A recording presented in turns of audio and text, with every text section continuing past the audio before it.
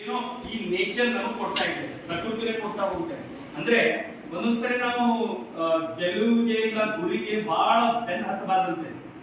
ನಮ್ಮ ಹಣೆ ಬರದಲ್ಲಿ ಇತ್ತು ಅಂತಂದ್ರೆ ಬಂದೇ ಬರುತ್ತೆ ಅನ್ನುವಂಥದ್ದು ಆಧ್ಯಾತ್ಮಿಕ ಚಿಂತನೆ ಆಗಿದೆ.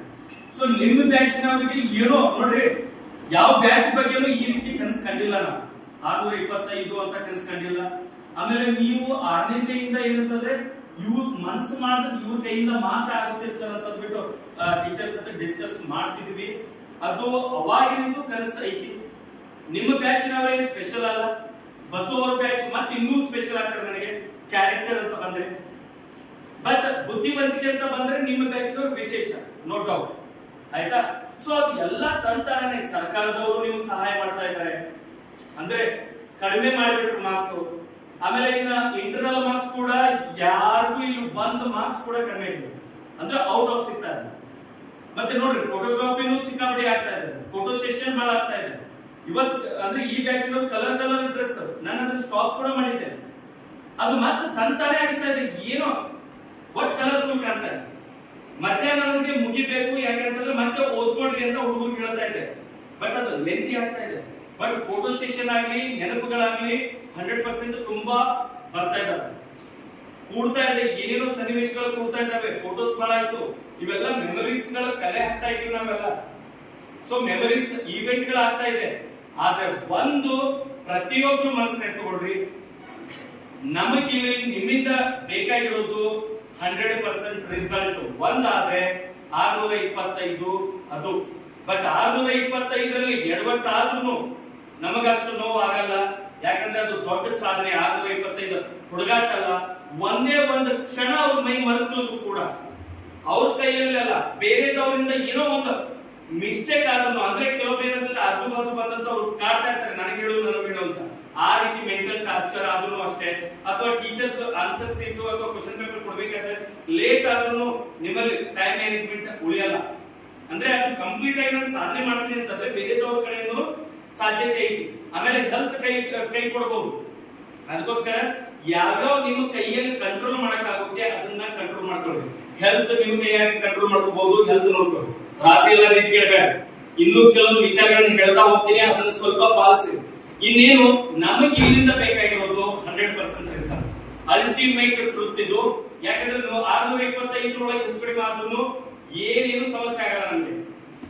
ಒಂದು 100% ರಿಸಲ್ಟ್ ಅದನ್ನ ಯಾರು ಕೊಡಬೇಕು ಅಂತಂದ್ರೆ ಈ ಸ್ಲೋ ಲರ್ನರ್ಸ್ ಅಂತ ಏನಿದೆ ನೀವ ಕೊಡಬೇಕು. ನಿಮ್ಮಿಂದ ಬಿಟ್ರೆ ಮತ್ತೆ ಯಾರ ಕಡೆಯಿಂದಲೂ ಆಗಲ್ಲ. 625 ಅವ್ರು ಮಾಡೋರು ಆಗ್ಲಿ ಬಿಡ್ಲಿ, ಬಟ್ ನಿಮ್ದು ಮಾತ್ರ ಯಾವುದೇ ಕಾರಣಕ್ಕೂ ಮಿಸ್ ಆಗಬಾರ್ದು. 100% ರಿಸಲ್ಟ್ ಬರಲೇಬೇಕು. ಇನ್ನು ಮುಂದೆ ಯಾವುದೇ ಕಾರಣಕ್ಕೂ 1 ಸೆಕೆಂಡ್ ಮಿಸ್ ಆಗಬಾರ್ದು. ವೇಸ್ಟ್ ಮಾಡಬೇಡ್ರಿ. 40% ಮಾರ್ಕ್ಸ್ ತಗೊಳಕ್ ಏನೇನ್ ಮಾಡ್ಯಾರೋ ಅದನ್ನ ಎಲ್ಲ ಹೆಚ್ಚಿಗೆ ಒತ್ತು ಕೊಡ್ರಿ. ಈಗ ಬಯಾಟ್ ಮಾಡೋದಕ್ಕೆ ಇರ್ತೈತಿ, ಅದನ್ನ ನಾಳೆ ಬಯಾಟ್ ಮಾಡ್ತಾರೆ ಅಂತ ಕುಂದ್ರಾಕ್ ಹೋಗ್ಬೇಡ ದಯಮಾಡಿ. ಎಲ್ಲಾ ಟೀಚರ್ಸ್ ಗಳು ಆಸೆ ಇಟ್ಟಾರೋ. ಸೊ ಎಲ್ಲಾ ರೀತಿಯಿಂದ ಕೈ ಕೊಡ್ತಾ ಇದೆ, ನೀಟಾಗಿ ಕೆಲಸ ಆಗ್ತಾ ಇದೆ. ನೀವು ಸ್ವಲ್ಪ ಶ್ರಮ ಹಾಕಿದ್ರು ನಿಮ್ಮಿಂದ ನಾವೇ 60% 70 ಅಂತ ಬೇಕಾಗಿಲ್ಲ, ಪಾಸ್ ಆದ್ರೂ ಸಾಕು, ಒಳ್ಳೆ ಅಂಕ ಅಂತ ಹೇಳಿದ್ರಿ. 40% ಆದ್ರೂ ಸಾಕು, ಒಳ್ಳೆ ಅಂಕ ಇದೆ. ಸೊ ಟಾರ್ಗೆಟ್ 40+ ಮತ್ತೆ 50+ ಬೇಕಾಗಿರೋದು ಸ್ಲೋ ಲರ್ನರ್ಸ್ ಇಂದ. ಇನ್ನು ಎವರೇಜ್ ದವ್ರು ಹೇಳ್ತಾ ಇದ್ರಿ, ಎಲ್ಲಾ ಮಕ್ಕಳು ನಮಗೆ ಇಂಪಾರ್ಟೆಂಟ್ ಆಗ್ತಾ ಇದಾವೆ. ಯಾವ ಮಗುನು ನೆಗ್ಲೆಕ್ಟ್ ಮಾಡ್ತಾ ಇಲ್ಲ. ಗುಣಮಟ್ಟ ಕಾಪಾಡೋರು ಯಾರು ಅಂತಂದ್ರೆ ಎವರೇಜ್ ಮಕ್ಕಳೇ.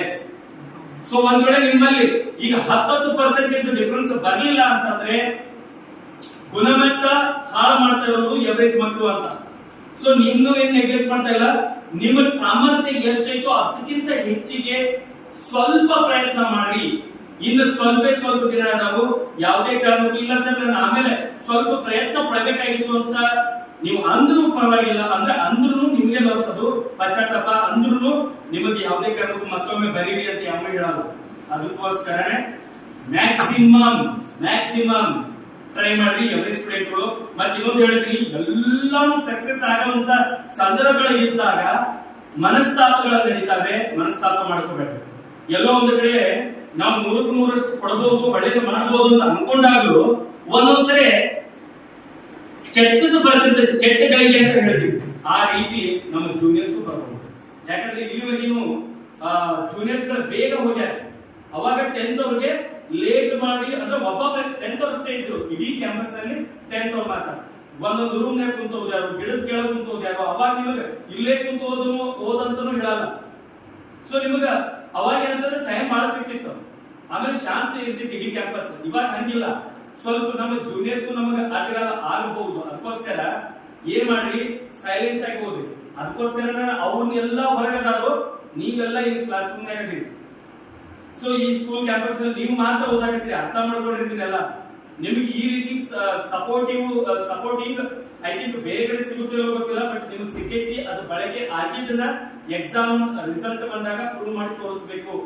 ಯಾವುದೇ ಕಾರಣಕ್ಕೂ ಡೌನ್ ಮಾಡಕ್ ಹೋಗ್ಬೇಡಿ. ಇಡೀ ಬ್ಯಾಚ್ ಅಲ್ಟಿಮೇಟ್ ಐತಿ, ಎಲ್ಲಾ ರೂಪದಲ್ಲಿ ಐತಿ. ಅದನ್ನ ಪ್ರೂವ್ ಮಾಡ್ರಿ. ನೀವು ಹೌದಪ್ಪ ಎಲ್ಲಾ ಟೀಚರ್ಸ್ಗಳು ಇದೊಂದು ವಿಶೇಷ ಯಾಕೆ ಹೇಳ್ತಾರೆ ಅದನ್ನ ಪ್ರೂವ್ ಮಾಡಿದ್ರೆ ಆಗ್ತದೆ. ಇದಕ್ಕೆ ಸ್ವಲ್ಪ ನೆಗೆಟಿವ್ ಥಾಟ್ಸ್ ಗಳು ಬರೋರಿಗೆ ಹೇಳ್ತೀನಿ, ಇನ್ನೊಂದು 45 ದೇವರಾಗಿ ಯಾವುದೇ ಕಾರಣಕ್ಕೂ ನೆಗೆಟಿವ್ ಹಾಕೋಬೇಡ್ರಿ. ಯಾರ ಬಗ್ಗೆ ಬರೆಯೋದಿತ್ತಂದ್ರೂ 45 ದಿನ ಆದ್ಮೇಲೆ ಹೊರಗಡೆ ಹೋಗಿ ಯಾರ ಬೇಕಾದ್ರ ಬಗ್ಗೆನೂ ನೀವು ಕಮೆಂಟ್ ಮಾಡಿ, ಬ್ಯಾನ್ ಮಾಡಿ, ಅದೇ ಇಲ್ಲ. ಬಟ್ ಯಾವುದೇ ಕಾರಣಕ್ಕೂ ಇನ್ನ 1 ಸೆಕೆಂಡ್ ಅನ್ನು ವೇಸ್ಟ್ ಮಾಡಬೇಡ್ರಿ. ಸೊ ಎಲ್ಲಾ ರೀತಿಯಿಂದ ಸಪೋರ್ಟ್ ಐತಿ. ಇನ್ನು 625 ಸ್ಕೋರ್ ಮಾಡೋರಿಗೆ ವಿಶೇಷವಾಗಿ ಓದುವಂತ ಪ್ರಯತ್ನ ಮಾಡಲೇಬೇಕು. ಅದು ಹೆಂಗ್ ಗುರುತಿಸ್ತಾರಂತಂದ್ರೆ, ಇಲ್ಲಿ ಏನು ಕುಂತೀರಿ ಎಲ್ಲಾನು ಯಾವ ರೀತಿ ಗುರುತಿಸ್ತಾರೆ, ಸಾಧನೆ ಮಾಡಿದಂತವ್ರೆ. ಈಗ ಎಷ್ಟೇ ಒಬ್ಬ ಟೀಚರ್ ಅದೀನಿ, ಮೊನ್ನೆ ನಾ ಮೋಟಿವೇಶನಲ್ ಕ್ಲಾಸ್ ಹೋದಾಗಲೂ ನಾನು ರವಿಚಂದ್ರನ್ ಅವರನ್ನ ಪ್ರಸ್ತಾಪ ಮಾಡಿದೆ. ಅವರು ನನ್ನ ಕ್ಲಾಸ್ಮೇಟ್ ಅಂತ ಹೆಮ್ಮೆಯಿಂದ ಹೇಳ್ಕೊಂಡೆ. ಆ ಮಗು ಅಥವಾ ಆ ವ್ಯಕ್ತಿ ಬಡವ, ನಾನು ಕಣ್ಣಲ್ಲೇ ಕಂಡಿದ್ದೀನಿ. ಆ ವ್ಯಕ್ತಿ ಹಾರ್ಡ್ ವರ್ಕರ್, ತುಂಬಾ ಹತ್ತಿರದಿಂದ ನೋಡಿದ್ದೀನಿ. ಆ ವ್ಯಕ್ತಿ ನನ್ನ ಹತ್ರನೂ ಪ್ರಶ್ನೆ ಮಾಡಿದ್ದಾರೆ, ಆದ್ರೆ ಸಾಧಕ ಆತ. ಆ ರೀತಿ ನಿಮ್ಮ ಬ್ಯಾಚ್ ನಲ್ಲಿ ಯಾರು ಒಬ್ಬರು ದೊಡ್ಡ ವ್ಯಕ್ತಿ ಆದ್ರೂ ಕೂಡ ಅದು ಇಡೀ ಬ್ಯಾಚ್ಗೆ, ಇಡೀ ಊರಿಗೆ ಹೆಮ್ಮೆ ಪಡುವಂತ ವಿಚಾರ. ಅದಕ್ಕೋಸ್ಕರ ಅವ್ರ ಹೆಸರು ನಾವು ಹೇಳ್ತೀವಿ. ಯಾಕಂದ್ರೆ ಅವ್ರ ಹೆಸರು ಹೇಳಿದಾಗ ನಮಗೂ ಗೌರವ ಸಿಗುತ್ತೆ. ನಾನು ಅದಕ್ಕೆ ಇತ್ತೀಚೆಗೆ ಒಂದು ಡೈಲಾಗ್ ಬಂದಿದ್ದೆ, ನಾನು ಹುಲಿ ಆಗ್ಬೇಕು ಅಂದ್ರೆ ಇನ್ನೊಬ್ಬರನ್ನ ಹೆಬ್ಬುಲಿ ಮಾಡ್ಬೇಕಂತೆ.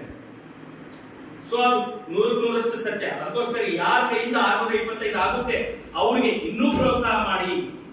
ಯಾವುದೇ ಕಾರಣಕ್ಕೂ ಮನಸ್ತಾಪ ಬೇಡ. ಬೆಸ್ಟ್ ಟೀಮ್ ಐತಿ, ಬೆಸ್ಟ್ ಬ್ಯಾಚ್ ಐತಿ. ಸೊ ಆದಷ್ಟು ಒಳ್ಳೆಯವರಾಗಿ ಹೋಗ್ರಿ, ಹೆಸರು ಮಾಡ್ಲೇಬೇಕು. ಇಟ್ಸ್ ಕಡ್ಡಾಯ.